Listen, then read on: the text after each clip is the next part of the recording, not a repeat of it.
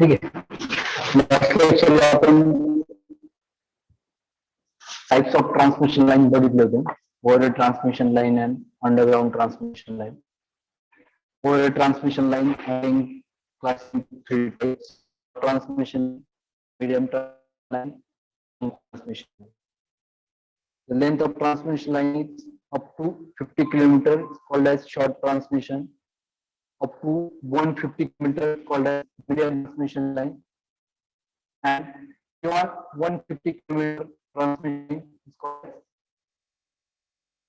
long transmission. Other transmission line. Sir आवाज break होते sir. Four line.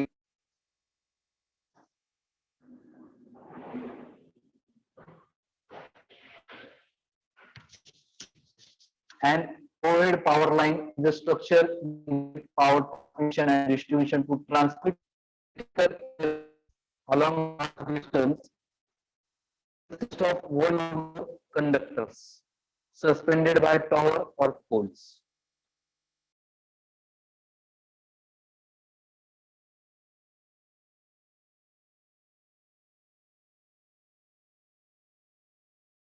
हा, तर ही जी काही ओव्हरहेड ट्रान्समिशन लाईन आहे आपण यूज करतो इलेक्ट्रिक तर डिस्ट्रीब्युशन एंड पर्यंत आणण्याचं जे काम करतं ते कोण करतो? तुमची ही ओव्हरहेड ट्रान्समिशन लाईन. त्यामध्ये तुमचे एक कंडक्टर असेल किंवा मोर कंडक्टर.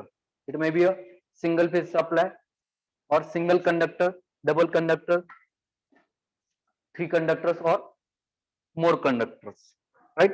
आणि ते जे काही कंडक्टर्स आहे ते कंडक्टर कुठे तुमचे इन्स्टॉल केले असतात? ते तुमच्या टॉवर्स वरती किंवा पोल्स वरती, right. Since most of the insulation is provided by air. कालच क्लिअर केलं की दोन कंडक्टरच्या मध्ये जे इन्सुलेटिंग मटेरियल असतं ते कोणतं असतं? तुमचं एअर. तुम्ही जर केबल बघितलं, केबल वरती त्या कंडक्टर वरती इन्सुलेटर दिलेलं असतं. बट ओव्हरहेड कंडक्टर जर बघितलं त्यावरती इन्सुलेशन नसतं, ते ओपन कंडक्टर असतं. त्यामध्ये इन्सुलेटर कोणतं असतं? ब्रेकडाऊन मटेरियल कोणतं असतं? तर तुमचं ते असतं air. Overhead power lines are generally the lowest cost method of power transmission for large quantity of electrical energy. Cost चा compare जर केलं as compared to underground, lowest cost transmission जर असेल तर ती आहे तुमची overhead transmission line. Then classification of transmission line operating according to the operating voltage. काल आपण जे बघितलं according to the length होतं short, medium आणि long. According to the operating voltage. Overhead power transmission line are classified in electrical power industry by the range of voltage. Voltage नुसार ते classification पडतात. Low voltage. First one is a low voltage. Less than 1000 volt used for connection between residential or small commercial customer and the utility. जी काही low voltage transmission line आहे तिची voltage range आहे ही 1000 volt पेक्षा कमी. आणि जी काही low voltage line आहे ते आपण कुठे कुठे यूज करतो? रेसिडेन्शियल पर्पज साठी, त्यानंतर small commercial consumer as well as utility. ठीक आहे.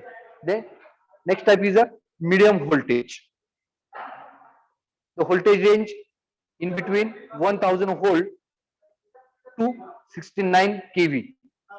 1 केव्ही टू 69 केव्ही पर्यंत जे व्होल्टेज रेंज आहे ती आहे तुमची medium voltage range. So it is used for distribution in urban as well as rural areas. Urban आणि ग्रामीण आणि शहरी भागात सुद्धा आपण मीडियम व्होल्टेज लाईन आपण बघत असतो. त्यानंतर next type is high voltage. It's less than 100 kV. 115 kV ते 138 केव्ही पर्यंत जी रेंज आहे ती आहे तुमची हाय व्होल्टेज साठी. It is use for substation, sub transmission and transmission of bulk quantity of electrical power and connection to large consumer. जे काही industrial consumer आहे, एक्सप्रेस फीडर आहे, त्यांना आपण जी काही एक्स्ट्रा हाय व्होल्टेज किंवा हाय व्होल्टेज जी power जी transmit करत असतो ती असते तुमची हाय व्होल्टेज. आणि तिच्यासाठी आपल्याला specific towers, high voltage transmission towers ते आपण चूज करत असतो. ऑप्शन तो घेत असतो. पोलवरती आपण ही HV लाईन ही आपण कंडक्टर त्या पोलवरून ट्रान्समिट करत नाही. त्यानंतर नेक्स्ट पॉईंट आहे तुमचा एक्स्ट्रा हाय व्होल्टेज, ज्याला आपण EHV म्हणतो. Over 230 KV up to 800 KV, 230 ते 800 केव्ही पर्यंत जी लाईन असते तुमची असते extra high voltage transmission line. It is use for long distance very high power transmission. It is use for long distance and very high power transmission. Last type आहे तुमचा ultra high voltage, UHV, ultra high voltage. तो असतो तुमचा above 800 kV. तो असतो तुमचा ultra high voltage transmission line. Types बघा, low voltage 1000 volt पर्यंत low voltage, medium voltage 1000 volt ते 69 kV, 69 KV, 1 KV to 69 KV medium voltage transmission line. Then high voltage 100 KV ते 138 केव्ही पर्यंत तुमचे असते high voltage. Extra high voltage 230 KV पेक्षा जास्त व्होल्टेज असणारी लाईन जी असते तुमची असते extra high voltage. Ultra high voltage higher than 800 KV. असे तुमचे टाईप्स पडतात. हे किती टाईप्स आहे तुमचे? Low voltage, medium voltage, high voltage, extra high voltage आणि अल्ट्रा हाय व्होल्टेज. ठीक आहे. त्यानंतर नेक्स्ट पॉइंट तुमचा सर्किट्स, जे का आपण ट्रान्समिशन सर्किट बघतो, जे टॉवर्स बघतो, तर त्यांचे काही टाइप्स आहेत. Single circuit line. तुम्ही जर फर्स्ट डायग्राम जर बघितले तर त्यामध्ये एकच सर्किट आहे, सिंगल सर्किट. 3 फक्त तुम्हाला कंडक्टर दिसत आहे त्याच्यावर, RYB 3 कंडक्टर दिसत आहे. डबल सर्किट लाईन, दोन्ही साईडला ह्या टॉवरवरची दोन्ही साईडला 2, इकडे 3 आणि इकडे 3, आणि टॉपला तुमचं अर्थ, बरोबर ना, जे एकदम टॉपचं जे टोक आहे टॉवरचं, त्यावरती एक कंडक्टर आहे. त्यानंतर टॉवरच्या राईट साईडला 3 कंडक्टर, टॉवरच्या लेफ्ट साईडला 3 कंडक्टर. या स्ट्रक्चरला म्हणतो आपण double circuit line, parallel single circuit line. यामध्ये तुम्हाला दोन्ही साईडला एक एक कंडक्टर दिसतोय आणि वरती टॉपला एक कंडक्टर आहे. त्याला म्हणतो आपण पॅरल circuit line. 4 circuit on 1 tower line. यामध्ये किती सर्किट आहे? 4 सर्किट. इकडे 3, इकडे 3, वरती 2 दिसत आहे. अशी ही 4 circuit. Single circuit line, double circuit line, parallel single circuit lines and 4 circuit on single tower. ठीक आहे. त्यानंतर नेक्स्ट पॉईंट तुमचा advantages of overhead transmission line. What is the advantages of overhead transmission line? Electrical power generated at a power plant must be transmitted to its ultimate user. जी काही generate झालेली power आहे तर consumer पर्यंत ती transmit केली जाते. This process required transmission line to carry the heavy power load over a long distance. त्यासाठी ट्रान्समिशन टॉवर, ट्रान्समिशन कंडक्टरची गरज असते, हेवी टॉवर्स लागतात. Then this process is required transmission line carry a heavy power loads over a long distance. These transmission lines perform the heavy duty work and require strong support and large wires. जे काही foundation आहे, जे काही towers आहे, ज्यावरती conductor आपण install करतो त्याला आपण टॉवर्स किंवा पोल्स म्हणतो. तर ते हाय व्होल्टेज लाईन्स असल्यामुळे जे स्ट्रक्चर आहे ते स्ट्रॉंग पाहिजे. There are several advantages to placing the transmission line overhead as opposed to underground. Overhead transmission लाईनचे भरपूर काही बेनिफिट्स आहे ओव्हर अंडरग्राउंड. मला कालच सांगितलं की फॉल्ट डिटेक्शन सुद्धा हे सोपं आहे, बरोबर. त्यानंतर फॉल्ट सॉल्व्ह करण्यासाठी टाइम रिक्वायर्ड जो आहे तो सुद्धा ओव्हरहेड ट्रान्समिशन लाईन साठी कमी लागतो as compare to underground transmission line. आता काय काय ऍडव्हान्टेजेस ते बघा. Installation cost. The installation cost of overhead transmission line compared to underground system is less. Then repair cost. Underground power lines are more costly to repair. In addition, it generally takes long to repair than overhead lines due to the difficulty in reaching the underground problem. Underground cable मध्ये कुठे जर fault जर झाला, कुठे जर short circuit झालं, cable जर कुठे कट झाली तर ती डिटेक्ट करणं आपल्याला डिफिकल्ट असते as compare to overhead transmission line. बर, फॉल्ट डिटेक्ट झाल्यानंतर तो सॉल्व्ह करण्यासाठी लागणारा टाइम कन्झ्युमिंग टास्क आहे. त्यानंतर लागणारी कॉस्ट तुम्हाला काल सांगितलं. अंडरग्राउंड कॉस्ट, अंडरग्राउंड फॉल्ट जर कंडक्टरचा ब्रेक झाला अंडरग्राउंड केबलचा, त्यासाठी आपल्याला जॉईनिंग किट, स्पेशल एक जॉईनिंग किट येतं, त्याची गरज पडते. तर हे अंडरग्राऊंड साठी आपल्याला नेसेसरी आहे. तसं ओव्हरहेड साठी आपल्याला फॉल्ट लवकर डिटेक्ट होतो, फॉल्ट लवकर ऑब्झर्व होतो, लवकर तो प्रॉब्लेम आपण सॉल्व्ह करू शकतो. Environmental conditions. While overhead transmission line may be considered unslightly, they do not impact the environment in the manner underground lines would when crossing large expanse of land. जी काही जागा आहे, जागेची कॉस्ट आणि environmental condition ते सुद्धा depend करतात. त्यानंतर underground. Undergrounding is the replacement of overhead cables, providing electric power or telecommunication power cables. With underground cable, this is typically performed for the purpose, but also serves the additional significant purpose of making the power line less susceptible to outage during high wind thunderstorms. जे काही overhead मध्ये कंडक्टरचं जे काही atmosphere किंवा जर heavy जर air असेल, अशा कंडिशन मध्ये तुमचे जे काही कंडक्टर्स आहे ते सॅग होतात. ते सॅग झाल्यानंतर किंवा जर पावसाचे दिवस असतील, रेनी सीझन असेल किंवा जिथे बर्फाच्छादित ज्यावेळेस रेनी पाऊस पडतो, बर्फयुक्त पाऊस पडतो, अशा कंडिशन मध्ये कंडक्टरवरती, ओव्हरहेड कंडक्टरवरती तिथे ते बर्फाचे जे काही लेअर जर तिथे जर किंवा जर मॉइश्चर जर क्रिएट झालं, त्यावरनं तुमचे ट्रान्समिशन डिस्ट्रीब्युशन लॉसेस हे इन्क्रीज होतात. Underground can increase the initial cost of electrical power transmission and distribution, but may decrease operational cost over the lifetime of the cable. Underground cable मध्ये हे ऍटमॉस्फिअरचे काही त्या कंडक्टरवरती, केबलवरती काही इफेक्ट होते, त्याची काही मेंटेनन्स ऑपरेशनल कॉस्ट आहे ती कमी लागते as compare to underground cable. Right.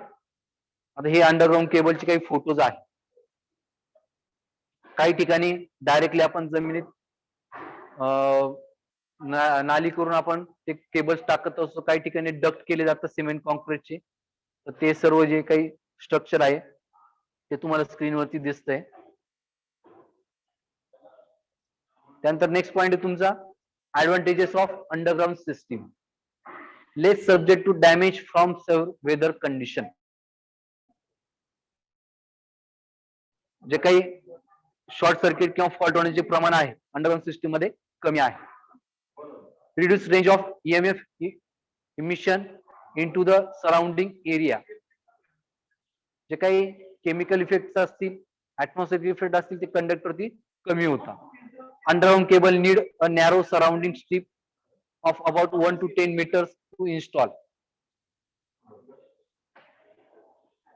200 meters wide to keep permanently clear for safety, maintenance and repair. जर आपण डक्ट जर केले, सिटीमध्ये जर डक्ट केले, तर ते ज्या काही केबल्स आहेत त्या अंडरग्राउंड केबल मध्ये जर डक्ट जर टाकले, डक्ट मध्ये तुमचे केबल जर टाकल्या, डक्ट म्हणजे काय, पाईप्स असतात सिमेंट कॉन्क्रीटचे, त्यामध्ये तुमचे केबल जर टाकलं, आपल्याला इझिली तो फॉल्ट किंवा सेफ्टी प्रिकॉशनच्या व्ह्यूने ते आपल्याला बेटर जात. Underground cable pose the no hazard to low flying aircraft or to wildlife. पक्षी, उडणारे पक्षी असेल, विमान असेल, एअरक्राफ्ट, हेलिकॉप्टर असतील, तर त्यापासून या केबल्सला किंवा त्या केबल्स पासून या गोष्टींना काही इफेक्ट होत नाही. Then much less subject to conductor theft. With चोरी, इलेक्ट्रिकल थेफ्ट जे आहे, एनर्जी थेफ्ट, तर ती अंडरग्राउंड केबल मध्येही कमी असते.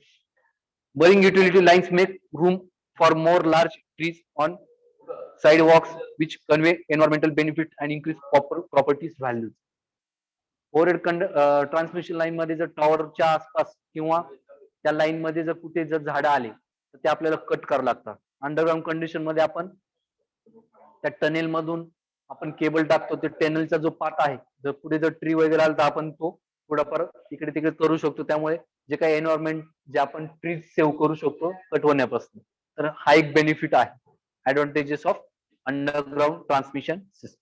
What is the disadvantage of underground system? Higher cost of construction. Cost ही जास्त आहे. हायर रिपेअर कॉस्ट, मेंटेनन्स आणि रिपेअरिंग कॉस्ट ही जास्त आहे. Potential risk from careless digging. तर ही potential risk for careless digging म्हणजे काय? जर केबल ले करताना, केबल इन्स्टॉल करताना, अंडरग्राउंड केबल करताना जर हलगर्जीपणा जर झाला तर खूप मोठं काही त्याच्यापासून आपल्याला नुकसान होऊ शकतं.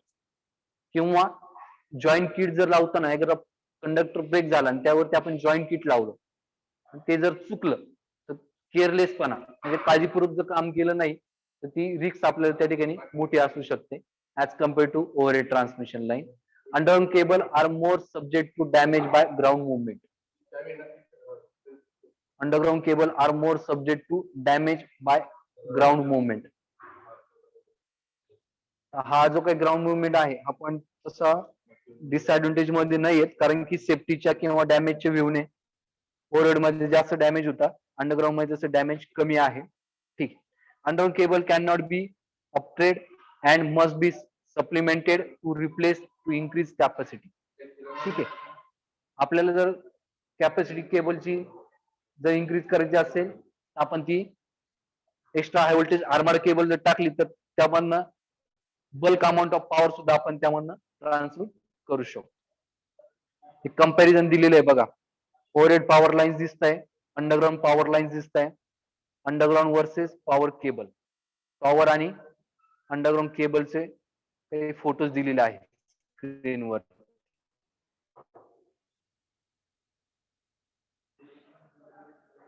त्यानंतर केबल अँड कन्व्हेन्शनल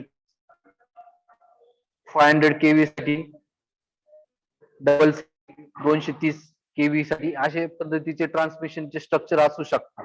बघा आहे, सिंगल पोल दिलेला आहे, इकडे पण सिंगल पोल आहे. 33 ते 69 केव्ही पर्यंत आपण त्यानंतर अप टू 14 केव्ही पर्यंत आपल्याला जे डिस्ट्रीब्युशन पोल दिसतात तर ते डिस्ट्रीब्युशन पोल लास्ट पिक्चर मध्ये दिसत आहे. पहिले आहे ट्रान्समिशन, सब ट्रान्समिशन आणि डिस्ट्रीब्युशन साठी कोणकोणते स्ट्रक्चर आपण यूज करतो.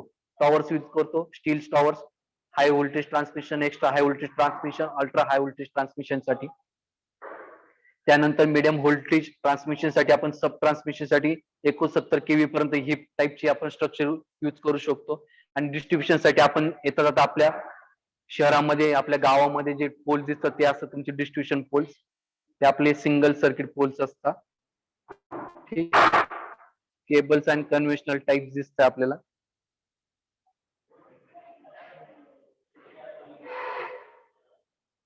त्यानंतर हा नेक्स्ट पॉईंट आहे तुमचा, कंपॅरिझन बिटवीन ओव्हरहेड सिस्टीम आणि अंडरग्राउंड सिस्टीम. हा पॉईंट आपण नेक्स्ट लेक्चरला बघू. ठीक आहे. आता आज जे लेक्चरला बघितलं ते क्लिअर झालंय सर्व. ऍडव्हान्टेजेस, डिसएडव्हान्टेजेस, त्यानंतर जे